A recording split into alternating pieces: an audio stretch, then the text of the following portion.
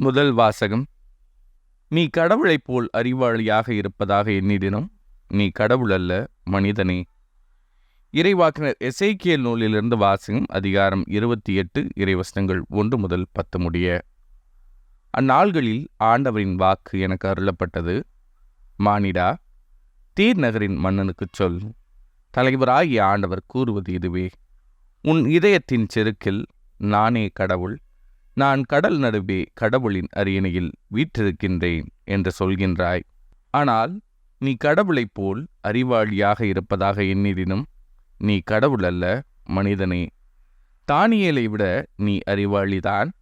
மறைபொருள் எதுவும் உனக்கு மறைவாயில்லை. உன் ஞானத்தாலும் அறிவாலும் உனக்கு செல்வம் சேர்த்தாய். உன் கருவூலத்தில் பொன்னையும் வெள்ளியையும் குவித்தாய். உன் வாணிபத் திறமையால் உன் செல்வத்தை பெருக்கினாய். உன் செல்வத்தினாலோ உன் இதயம் செருக்குற்றது. ஆகவே தலைவராகிய ஆண்டவர் இவ்வாறு கூறுகிறார்: கடவுளைப் போல் அறிவாளி என உன்னை கருதி கொள்வதால் மக்களினங்களில் மிகவும் கொடியோரான அந்நியரை உனக்கு எதிராய் எழும்பச் செய்வேன். அவர்கள் உன் அழகுக்கும் ஞானத்திற்கும் எதிராக உருவிய வாளுடன் வருவர். உன் பெருமையை குலைப்பர், படுகுழியில் தள்ளுவர் உன்னை. கடல் நடுவே மூழ்கிச் சாவோரென சாவாய் நீ. அப்போது உன்னை கொல்வோரின் நடுவில் நானே கடவுள் என்று சொல்வாயே. உன்னை குத்தி கிழிப்போரின் கையில் நீ கடவுளாக அல்ல, மனிதனாகவே இருப்பாய். விருத்த சேதனம் செய்யப்படாதவனைப் போல் அந்நியர் கையால் நீ சாவாய். நானே உரைத்தேன் என்கிறார் தலைவராகிய ஆண்டவர். இது ஆண்டவரின் அருள்வாக்கு.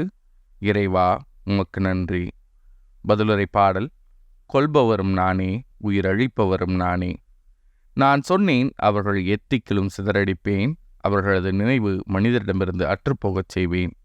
ஆயினும் எங்கள் கைகள் வலிமையானவை, இதையெல்லாம் ஆண்டவர் செய்யவில்லை என்று அவர்களின் பகைவர் திரித்து பேசுவர் என்பதாலும் பகைவனின் பழிச்சொல்லுக்கு அஞ்சியும் வாளாயிருந்தேன். கொல்பவரும் நானே, உயிரழிப்பவரும் நானே. அவர்கள் புத்திகெட்ட மக்கள், அவர்களிடம் வேகம் சிறிதும் இல்லை. ஒரே ஆள் 1000 பேரை துரத்துவதும் 2 பேர் 16,000 பேரை விரட்டுவதும் அவர்களது பாறை அவர்களை விட்டுவிட்டதாலன்றோ? அவர்களின் கடவுள் அவர்களை கைவிட்டதாலன்றோ? கொல்பவரும் நானே, உயிரழிப்பவரும் நானே. அவர்களது அழிவு நாள் அண்மையில் உள்ளது. அவர்களுக்கு வரப்போகும் கொடுமைகள் தீவிரமாகின்றன. அவர்கள் ஆற்றல் இழந்து விட்டார்கள் எனவும் அடிமையோ குடிமகனோ எவனுமில்லை எனவும் காணும்போது ஆண்டவரே அவர் மக்களுக்கு தீர்ப்பிடுவார். கொல்பவரும் நானே, உயிரழிப்பவரும் நானே. நற்செய்தி வாசகம். செல்வர் இறையாட்சிக்கு உட்படுவதை விட ஊசியின் காதில் ஒட்டகம் நுழைவது எளிது.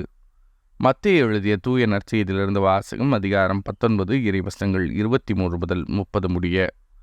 அக்காலத்தில் இயேசு தம் சீடரிடம், செல்வர் விண்ணரசில் புகுவது கடினம் என நான் உங்களுக்கு உறுதியாகச் சொல்கிறேன். மீண்டும் உங்களுக்கு கூறுகிறேன், செல்வர் இறையாட்சிக்கு உட்படுவதை விட ஊசியின் காதில் ஒட்டகம் நுழைவது எளிது என்றார்.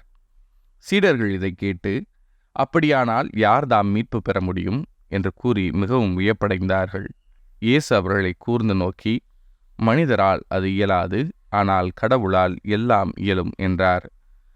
அதன் பின்பு பேதுரு இயேசுவை பார்த்து, நாங்கள் எல்லாவற்றையும் விட்டுவிட்டு உம்மை பின்பற்றியவர்களாயிற்றே, எங்களுக்கு என்ன கிடைக்கும் என்று கேட்டார். அதற்கு இயேசு, புது படைப்பின் நாளில் மானிடமகன் தமது மாட்சிமிகு அரியணையில் வீற்றிருப்பார். அப்போது என்னை பின்பற்றிய நீங்களும் இஸ்ரேல் மக்களின் 12 குலத்தவர்க்கும் நடுவர்களாய் 12 அரியணைகளில் வீற்றிருப்பீர்கள் என உறுதியாக உங்களுக்கு சொல்கிறேன். மேலும் என் பெயரின் பொருட்டு வீடுகளையோ சகோதரர்களையோ சகோதரிகளையோ தந்தையோ தாயையோ பிள்ளைகளையோ நிலப்புலங்களையோ விட்டுவிட்ட எவரும் 100 மடங்காக பெறுவர். நிலை வாழ்வையும் உரிமை பேராக அடைவர். ஆனால் முதன்மையானோர் பலர் கடைசியாவர், கடைசியானோர் பலர் முதன்மையாவர் என்று அவரிடம் கூறினார்.